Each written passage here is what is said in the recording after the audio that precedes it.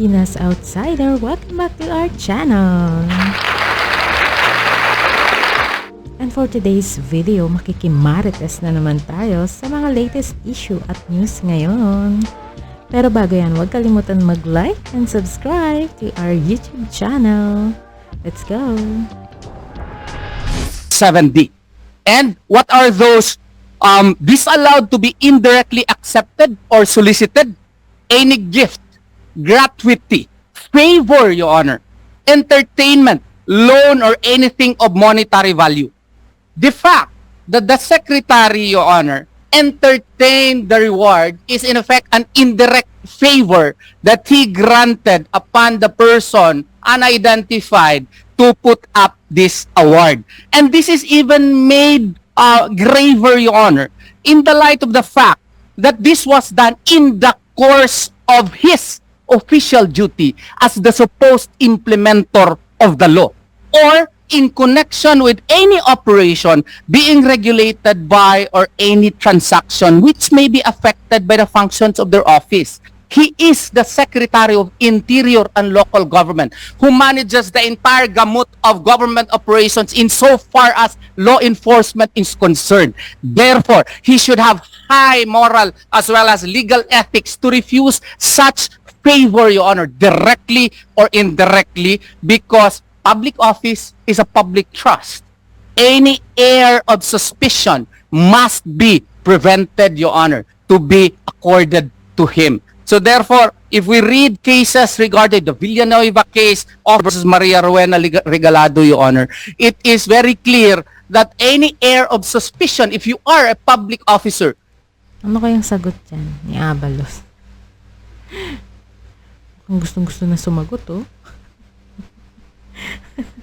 Gustong-gusto na sumagot, eh. Parang gusto na patahimikin yung ano. Ano ba yan? Yan natin. Especially in the case of Secretary Abalos, who heads the PNP, Your Honor. He has direct administrative supervision over the PNP. He commands them, Your Honor. Then he should have exercised that becoming modesty to entertain directly or indirectly any favor from any person, because that would cast aspersion insofar as his reputation. It is illegal under the law, Your Honor.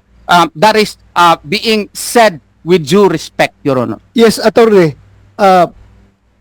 Before I recognize Secretary Abalos, pakibasa nga ulit yun, yung sinabi mo kayo na gratuity, favor. Public officials shall not solicit or accept directly or indirectly. Yung word na indirectly, eh. Okay, so Yung ano yun? sasabit, eh.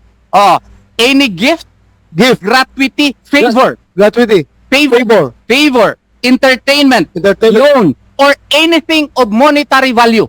An award has a monetary value. Then he is prohibited from entertaining that directly or indirectly because it has monetary value. Especially in this situation, Your Honor, that it is in the course of his official duty. That is Section 7D, Your Honor, or in connection with any operation being regulated by or any transaction which may be affected by the functions of their office. He is supposed to implement the law. Now, he has already invited reward hunters, if you don't want to call it bounty hunters, Your Honor, to go after Pastor Apollo Sikibuloy, even if our motion for reconsideration with the Department of Justice is still sitting, Your Honor. Even if the Department of Justice has not acted upon the case for 4 years, Your Honor, and all of a sudden, it was resolved in the height of the Senate investigation by Senator Hontiveros, Your Honor. And there is now a warrant of arrest, and we are still questioning the validity of the warrant of arrest, Your Honor. And now, the good Secretary is offering the award from private persons. Note, Your Honor, that PNP did not even offer an award. Why, Your Honor? Because they have their own NAPOLCO memorandum circulars as to what are the requisites before you can put up an award. That is NAPOLCOM Memorandum Circular 2019 as amended by NAPOLCOM Circular number 2021, Your Honor. That's 063. So therefore, Your Honor, the NAPOLCOM is governed, Your Honor, by certain rules as... Tingnan nyo yung bibig ni Abalos, oh. Gumagalaw eh. Ano ba yun? Yung ngiwi ba yun? Ngiwi? To when you can offer our reward. Yet, the Secretary of Interior and Local Government is, all of a sudden, is entertaining and is even announcing to the whole world this reward system which is not in accordance with the NAPOLCOM circular, Your Honor. Thank you. Thank you. You may respond, Secretary Abalos. Yes, Mr. Chair. Unang-una, sana napakinggan ni Atty. Torion. Nakikinig po ako. Yes. Yes. Dapat lang makinig ka. Ngayon, number 1, ako po ay hindi nag-solicit. Never ako nag-solicit. At hanggang ngayon, wala ako natatanggap ni 5. Wala. Hanggang ngayon po, Mr. Chair. Pangalawa, napakaklaro ng sinabi ng Department of Justice. Andito ngayon ang DOJ. Pagdating sa batas, dapat tignan natin ang sinasabi ng Department of Justice at klarong-klaro ang sinasabi ni Yusek Nicolas Felix T. tungkol dito. At pangatlo, sabihin na natin yung sinasabi ninyo, matagal, etc., etc. Kaya naman tumagal to, hindi siya sumusuko eh. Di pasukuin nyo si Pastor Kibuloy. Kaya nga nagkaroon tuloy ng warrant of arrest eh. Matitigil lamang to kung siya'y harapin niya ito at sinasabi nyo naman kanina, hindi ko naman sinasabi, klaro naman sinabi ko, he is deemed to be innocent until his guilt is proven. No? So dapat lamang ito. No? So yun naman po ang aking sagot. And let it be on record na yun po ang posisyon ko rito. Thank you so much, Your Mr. Honor. Chair. Tingnan natin baka may magsuntukan dito. Antabayanan nyo ha. Baka may magsuntukan. It's a quick Thank you, Secretary Abalos. You may respond, Atty. Torion. with due respect to Secretary Abalos, the problem with this explanation is not it only covers one half of the law. What is prohibited, Your Honor, is that public officials and employees shall not solicit or accept directly or indirectly. The fact that he announced it, Your Honor, even if we say that he did not physically accept the money, but offering the word is already an indirect acceptance of that favor, Your Honor. So therefore, it is covered by the law. And being a high officer of the government, he should have exercised the becoming modesty. Pare, baka bawal ito kasi public official, baka may contract. Matalino ata tong ano na to. Abogado. No? Parang maano ata to eh. Karinig ko lang. Chinika lang. Ka sa akin. Baka sasabihin, tatakbo ako ng senador. Baka sasabihin na magsusuporta ka sa akin kasi may kontrata ka sa akin. All of these are being covered within our rules, especially in the light of the fact that Section 3C of RA 3019 likewise prohibits this, Your Honor. That is our only concern here, especially in the light of the fact that we are even questioning the finding of probable cause.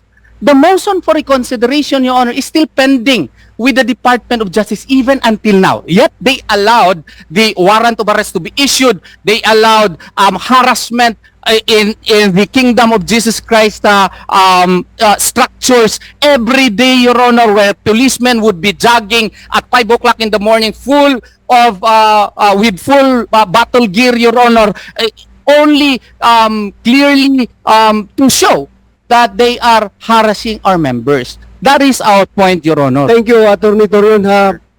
Yusek T. You have the floor. Thank you, Mr. Chair. Nais lang namin sumagot dun sa dalawang sinabi ni Atty. Torion. Unang-una tungkol dun sa RA 6713 na sinasabi niya linabag ni Secretary Abalos. Maliwanag naman sa ang pabuya, ang pera, ang salaping maaaring mabigay sa DILG, pinapalabas ni Atty. Torion na ito ay suhol. Hindi ito suhol. Maliwanag sa batas na ito ay magiging suhol kung binigay ito or inulik ito para sa isang pabor. Hindi man nagbibigay ng pabor si Secretary Abalos. Ginagawa lang niya ang kanyang tungkulin, ang aming tungkulin na may patupad ng ating mga batas. Ang pangalawang gusto naming sagutin ay ang pagsabi niya. Ang sinabi niya ng DOJ daw ay nagkamali dahil hindi namin na-actionan agad ang appeal laban kay Pastor Kibuloy. Itong issue na to, unang-una, nasa korte na to. Kumbaga, kung gagamitin natin yung sinabi ni Attorney Torion kanina, sub judice na ito. So, kumbaga, sinasabi niya na si Secretary Abalos linalabag ang sub judice rule, ngayon, ginagawa din niya. At bukod doon, ang korte mismo ang nag-issue ng warrant of arrest laban kay Pastor Kibuloy. So, ibig sabihin, para sa korte, may ebidensya at walang mali ginawang ang DOJ doon sa pagdesisyon sa kaso ni Pastor Kibuloy. Yun lang po, Mr. Chair. If I may, Your Honor, Thank you, Authority. Yusek Te. with due respect po, Authority Torion, go ahead. Undersecretary Te, wala po akong sinabing suhol. Ang sinabi ko dito, yung public official shall not solicit and accept directly or indirectly any gift, gratuity, or favor. Wala po akong sinabi. I just quoted the law as it is, Your Honor. And with due respect to Secretary Abalos, baka meron talaga sipiat po dito. No? Kasi nga, yung Napolcom nga, meron nga silang clear parameters na-explain ko na last hearing po yung Napolcom Memorandum Circular. Kaya siguro yung PNP hindi put up ng reward, because if we will base it on their parameters, Your Honor, yung pinakamataas nga si Sahiron ay 6.7 million lang ata. Si Pastor Kibuloy 10 million. Oo. So, even if we base it upon the parameters of the Napolcom Memorandum Circular, which actually has its own committee, Your Honor, committee on reward. No? They have their generals who will discuss these matters and apply the parameters before they would come up with the reward. They did not even put up that reward. Why? Because Pastor Apollo Kibuloy would not fit into the parameters set by the Napolcom Memorandum Circular. And then, sinabi ko na nagkamali ang DILG. Hindi po ako nagsabi nagkamali. Although, nag-file kami ng motion for reconsideration po sa DILG kasi sa tingin po namin, medyo kailangan po yun wastuhin. Pero yung sub judice rule, alam ko po na si Undersecretary Te, alam niya na if you are only discussing as to what happened, as to the procedural incidents of the case, that's not sub judice. But if he has a jurisprudence, Supreme Court decisions which can enlighten me, I am willing to learn, Your Honor. But as of my reading, Your Honor, that is not sub judice. Sub judice happens when you now narrate the declarations of Ang tangin, no? Yan ang sabalos, Hindi na alam sasabihin. a particular person in his affidavit and ascribe it to be rightful, just like Patayin na. Na 10 million kasi. with due respect to Secretary Abalos, just like what he did a few minutes ago. That's sub judice. Yeah, okay. Thank you. I just would like to state for the record that the sub judice rule does not apply in any legislative inquiry. It was already ruled by the Supreme Court. Kung kinakailangan namin yung mga impormasyon na yan galing sa ating mga resource person, sub judice rule does not apply according to the Supreme Court kung required yan ng committee. But before I recognize you want to ask question? Okay. After you, Secretary Abalos. Attorney Torion, if you are wondering why, bakit yung sa PNP yung violent na terorista ang nakalagay lang doon, as you said, 1.2 million? Or ilang million ba yun? Pinakamataas? 6.7 million. Pinaka-Sahiron, 6.7 million. I-compare mo ngayon kay Pastor Kibuloy, 10 million pesos. Itong 6.7 million, government funds ito, kaya Galing sa limitado. gobyerno. Kung maraming pera ang PNP, baka mga 20 million pa yan kung sobra-sobra ang pera ng PNP. Pero limitado ang pera ng PNP, kaya kinakalibrate lang ng PNP yung pagbigay ng reward. Pero itong dito sa nag-offer kay Secretary Abalos na mga civilian entities, baka mga mayayaman, may kaya, so they can put up more money. Pakinggan muna natin after Senator Robin Padilla, will recognize Secretary Abalos. Go ahead, Senator Padilla. Maraming salamat po. Gusto ko lamang po uli-balikan si Yusek Nicolas Felix T. Kasi po, kasalukuyan na po kami nag-uusap ng aking legis para po kung ano pa yung pwede nating gawin doon sa batas. Gusto ko lang pong linawin uli parang verification lang po kanina ang sinabi nyo kasi iba pa rin ang bounty at reward. Yung bounty po para sa convicted. Yung reward para po sa accused pa lang. At pwede din po reward sa impormasyon lang. Informasyon lang. Nagagawin na ng Opo. akusado. Opo. Opo. Yung pero, Pero, sige po. I would like to correct you, Senator Robinson Padilla. Ang nakalagay doon sa konbiktado na mga terrorist, reward pa rin ang nakalagay doon. Reward pa rin. So, ibig sabihin, actually interchangeable yung word na yan, bounty or reward, depende how you term it. Kasi nakalagay talaga sa PNP, reward. Please continue. Paano po yun? Pareho po ba ang gravity nun? Halimbawa lang po, nagtatanong lang po kami ha. Wala po akong gustong anuhin dito. Nagtatanong lang po kami para makagawa po kami ng tama kung ano yung kailangan ng batas. Opo. So paano po yun? Magkaparehas po ba ang gravity ng accused at ang convicted na? Yung force po na, yung strong arm of the law, pareho po ba yun? Iba po yun. Iba po yun ang convicted. Ibang iba ang convicted. Convicted sa accused pa lang. Iba?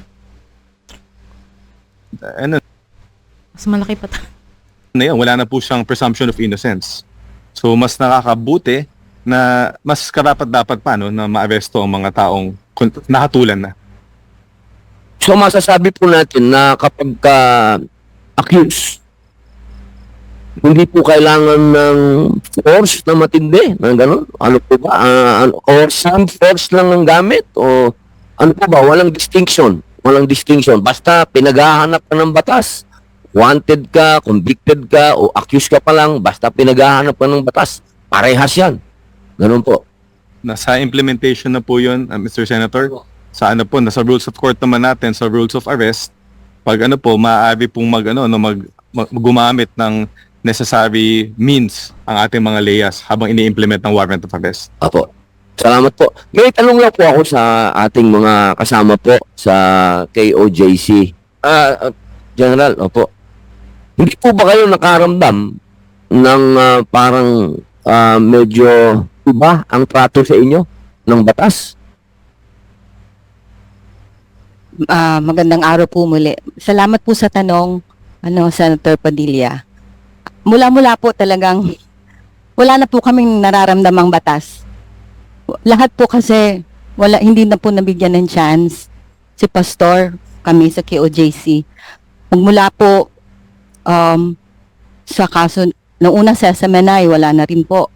Puro naman po hindi naaayon sa batas yung paglilitis, yung pag-close ng SMNI. Ngayon kay Pastor po, sinabi na ni Pastor, si Pastor yung masunurin sa batas kasi nagtuturo siya ng mabuti sa amin. Hindi niya talaga to aatrasan. Hindi talaga. Kasi gusto niya talaga makakuha ng katotohanan.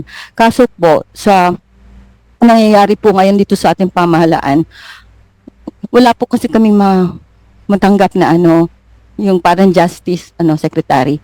Kasi, parang na-weaponize na po lahat ng agency sa DOJ, ang tagal ng kaso, binuhay, sineparate, dinagdagan, naging human trafficking na yung rape, naging may ngayon nga may amla na, may money laundering na freeze na yung mga assets namin. Lahat sa Kongreso, sa Senado, wala po talaga yun po yung nararamdaman namin ngayon. Kaya Sana i-exempt mo itong committee na ito. kaya nga, nagpapasalamat po talaga kami for the first time. Salamat, nakikinig naman ng lahat ng buong kingdom citizen dito sa Pilipinas, maging sa buong bansa, buong mundo. Nakikiisa sila sa amin ngayon sa pagharap, kahit nung first, na nabigyan talaga kami ng boses sa unang pagkakataon lang po talaga ito na, ay salamat, meron pa pala talagang nakikinig at magbibigay sa atin ng pagkakataon na maitama naman. Kaya, papasalamat po talaga, malaki pong papasalamat namin Senator Robin, in behalf sa lahat po ng KOJC. At ganun lang din po, kanina naman talaga, ang gusto lang naman namin malaman. So, nag-uusap tayo ng batas, kung reward o bounty. For the sake, sa amin din yon. Biglang nagkaroon ng patong sa ulo si Pastor. Kaya sa amin na, sino yon? Magtatanong talaga kami, bakit meron, kaibigan ba namin, kilala ba namin, o may kaaway ba si pastor? Meron bang nagkaka-interest kay pastor na mawala siya? Ganon. Bakit may influence ba si pastor? Anong bang interest nila kay pastor? Bakit ganon na lang talaga sila atat na atat? Grabe sila kung mangharas. Bakit si pastor, ang dami namang problema ng Pilipinas, ang dami namang kriminal, ang dami namang mga drug bust nila na ayaw ko kung totoo o hindi. Bakit wala po yan? Bakit si pastor, yun po ang nararamdaman namin ng buong Kingdom Nation. Nananahimik kami. Sabi nila nananahimik ang pulis. Kami yung nananahimik. Wala ibang tinuturo si pastor kundi pagmamahal, kaligtasan, pagtulong, nation building ever since yun talagang advokasya ni Pastor Kibuloy. Bigla na lang nagkaganito pagkatapos sunod-sunod na po nung mawala po sorry for the pero nung matapos po yung ni PRRD, wala na po, naipit na po lahat talaga si Pastor, gipit na po si Pastor. So yun lang po ang gusto namin ipaabot sa lahat. Bakit po ganon? Kaya maraming salamat po in behalf po ng buong Kingdom of Jesus Christ, Senator Robin, Senator Bato, at sa lahat po alam namin marami pa rin matitino, marami pa rin naman talaga mabubuti ang puso sa ating mga leaders, sa lahat ng mga namamahala. Kaya we are taking this chance, ang pagkakataon na masiayos po lahat. Sabi naman ni Pastor, ulitin ko lang, kasi hindi na namin kasama si Pastor, na haharap naman talaga siya kung ano yung korte. Yung natapos na kaso sa Davao, binuhay lang nila ulit sa DOJ, binuhay ulit nila sa Pasig at sa Quezon City, nahati pa. Haharap talaga si Pastor, wag lang po talaga wag lang talaga makisawsaw, wag lang talaga makialam ang Amerika. Kung wala lang dito lang talaga sa ating pamahalaan, dito lang talaga sa ating korte, makakaasa po talaga kayo na si Pastor, pero hindi po namin siya ngayon kasama, pero hopefully nakikinig si Pastor at malalaman din niya itong mga nangyayari, kaya maraming salamat po. Chairman, Kaya pala kami ng sitwasyon ni Pastor, ha? Sa akin, harapin ko lahat ng kaso dito sa Pilipinas, wag lang ICC. Correct. Wag lang Diba? Huwag na kasayaga, di ba? Wag lang atin to. kahit sinong korte dyan, file nyo dito, basta dito lang sa Pilipinas, wag lang ICC. Na walang Yeah. jurisdiction sa atin. Tama Di po. ba? You have the floor, Senator Padilla. may tanong lang po ako, follow up lang po din kay Attorney Israelito Turion. Attorney, kasi Wala na eh. Parang ginigipit na lang nila lahat. Kaya kahit wala na sa batas, sige lang, rat-rat lang. Tulad niya ICC na yan. Wala na tayong di ba? Ba't naano pa nila na pwede daw? Hindi sila makikialam. Ewan ko ba? Bumabaliktad lahat? Tandaan niyo yun, ha? pag pinag-usapan po natin kasi ang batas, may kanya-kanya po yan. Na siyempre, interpretasyon, galing po sa naratibo po ninyo, sa naratibo din ng, siyempre, ng gobyerno. Kayo na po ang tatanungin ko, sa palagay niyo po, Attorney, ano po ang kulang doon sa sinasabing batas ng DOJ ni Yusek para ang mga tinatawag pong inakasuhan, yung mga accused, hindi naman parehas ng convicted? Meron po ba kayong nakikita o suggestion na pwede nating ilagay doon sa batas na yun? Wala po akong nakikitang kulang po, Senator. Ang nakikita ko lang ay siguro I understand Yusekte.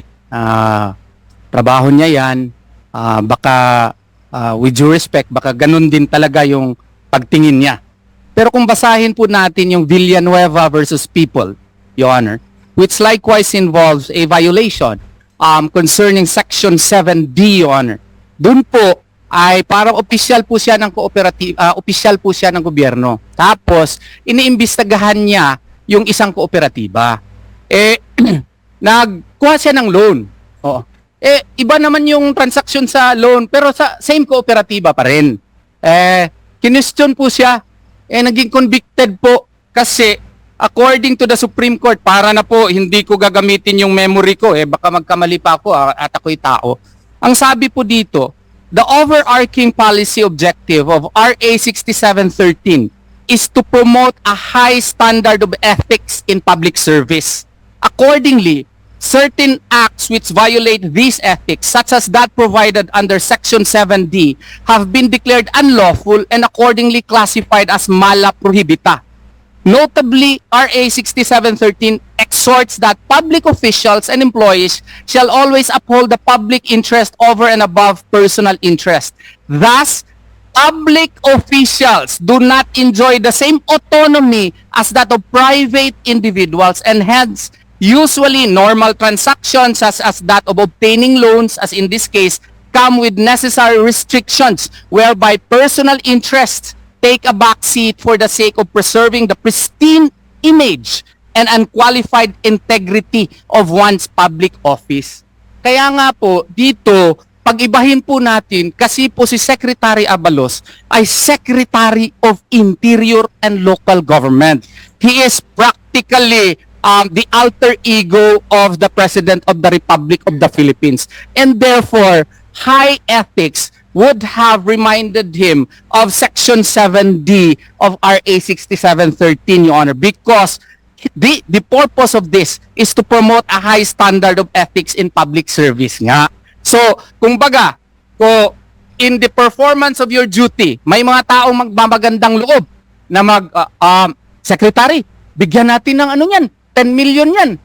Dapat, sana hindi yung in-entertain. Kaya baka yung tao na yun may ulterior motive kaya against kay pastor. Note na may MR pa si pastor. Hindi pa siya konbiktado po. Baka naman meron yung kontrata yung tao na yun. Or meron yung pakay sa gobyerno. Kaya dapat iwasan yan kasi violation po yan sa batas. Walang kulang ang batas. Nandyan po yan. Sandali lang sa'yo. Mr. Chair. Sir, sandali lang. Quickly lang kasi related dito sa sinabi ni si Senator Benul Padilla, Human Rights Chairman Palpalatok. Maraming Yes, sir. salamat po, Mr. Chair. Magbibigay lang ho kami ng ambag doon sa planong pag-aralan ni Senator Padilla tungkol sa reward system. Dahil ang pinag-uusapan ho natin sa ngayon ay dalawang klase. Yung sinabi ho ni Yusek T, yun hong mga reward na mga ibinibigay ng pamahalaan naaayon sa batas tulad ng sa tax code, anti-terror. Yung pondo ho nun galing sa pamahalaan. Ngayon yung isa hong pinag-uusapan natin dito, pondo na contribution coming from the private individuals. Ngayon po, ang sa amin po, bagamat alam ko wala ho yatang batas pa tungkol doon sa mga contributions coming from the private individuals. Kaya magbibigay ho kami ng suggestion tungkol dito. Babanggitin ko lang ho yung Article 26 ng International Covenant on the Civil and Political Rights. Isa hong tratado na pinasok ng ating pamahalaan. Nakasad ho dito, all persons are equal before the law and are entitled without any discrimination to the equal protection of the law. In this respect, the law shall prohibit any discrimination and guarantee to all persons equal and effective protection against discrimination on any grounds such as race, color, sex, language, religion, political or other opinion, national or social origin, property, birth, or other status. Garantisado rin po ito ng ating saligang batas sa ating Bill of Rights. So, equal protection clause. Kaya ko binanggit ito dahil sa paggawa ho ng ating ng batas patungkol ho dito. Ang amin hong obserbasyon kasi kung wala hong guidelines na itatalaga ang ating pamahalaan, it may be subject to abuses by the power, by the state. So kung sakali hong gagawin niyo po itong batas na ito ay magtalaga lang ng tamang polisiya upang magkaroon ng pantay-pantay na pagtingin sa ilalim ng batas ang mga tao regardless of na may tamang pamantayan kung paano bibigay yung reward or award or bounty sa tao. Maraming salamat po. Mr. Chair.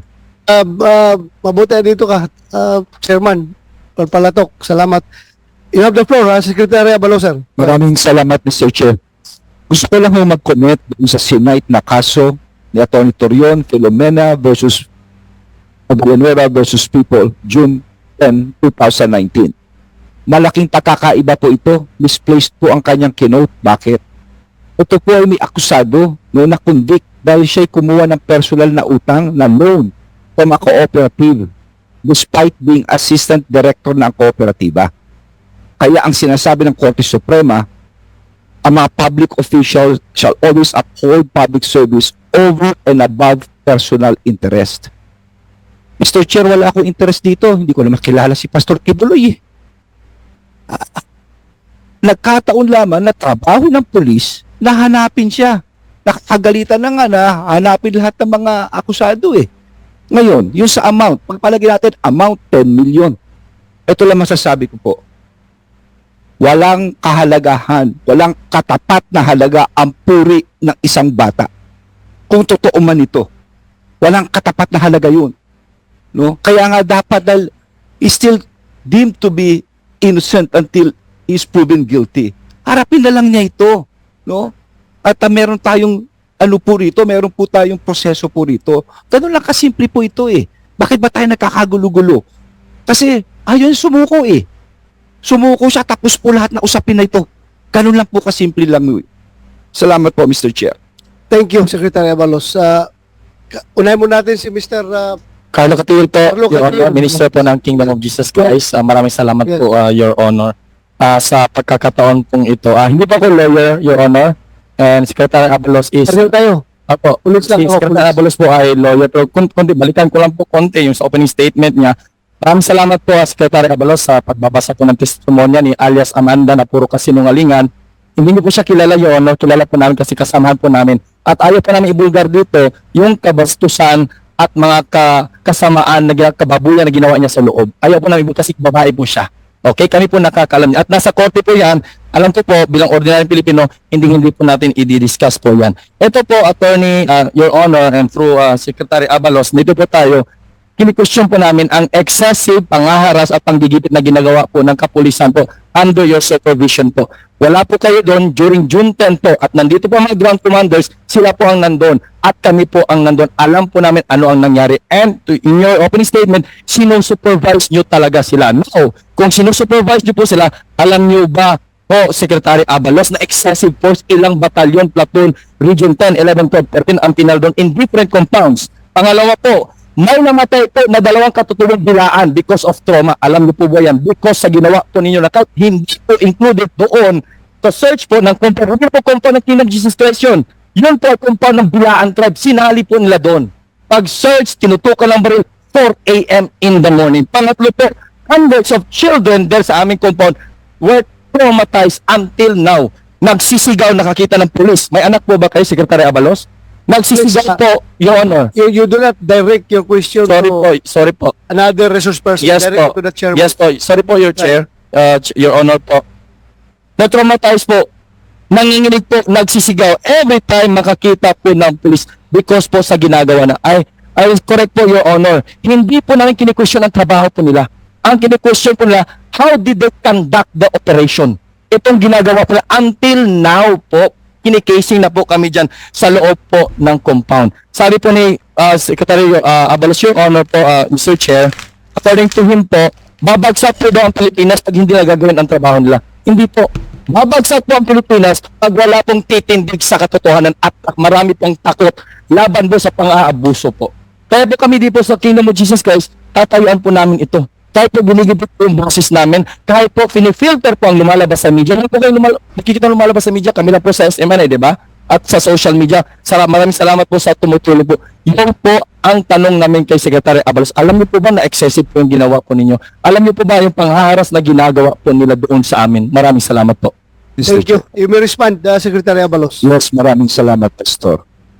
Aklaruhin ko lang. Hindi po ako, Pastor. Kingdom Minister po. I'm sorry. I apologize, Minister. Okay. Unang-una, para lang maklaro po rito, under the law, I supervise. Pero with regards to operational control, wala po tayong kinalaman dyan. It's purely a police matter. Pagdating po sa babae niyan. Ngayon, ganito lang po yan. Maraming katanungan tungkol sa excessive force, etc. Alam naman po natin na si Pastor is a well-loved person sa lugar po ninyo. Alam po natin yan, no? And we respect your belief. Kanya-kanya po tayong respetuhan po dito. Pero of course, alam nyo, basta masyado marami, kung minsan yung emosyon might go in the way. Magpalagay natin ang napadalang pulis, no? Ito po yung pinaliwanag sa akin, nagtanong ako after the operation eh. Madala natin diyan 20, 30. No? Tapos ando ng daming tao with so much emotions. Siguro hindi mo masabi kung ano mangyari. No? Hindi mo natin masabi. So the only way to do it is probably, sabi nga nila sa akin, is magdala tayo ng contingent to show force. Pero, ito po importante. Importante ang maximum tolerance. Importante, huwag lumaban. Importante, huwag mamaril. Importante, huwag maluntok. Tanggapin lahat. Nakita nyo at higit sa lahat, huwag pumatay. Nakita nyo naman, winawater cannon ng pulis. Kitang-kita yan. Pero may dinimanda ba ang pulis? Wala po kami pinadimanda, Minister. Wala po. Naunawa po natin because, let's face it, pagdating sa ganyang operation, it's height of emotions eh. Nangyayari po iyan. No? Kaya importante po dito talaga ang maximum restraint. Hindi bale sa mga sinabi po ni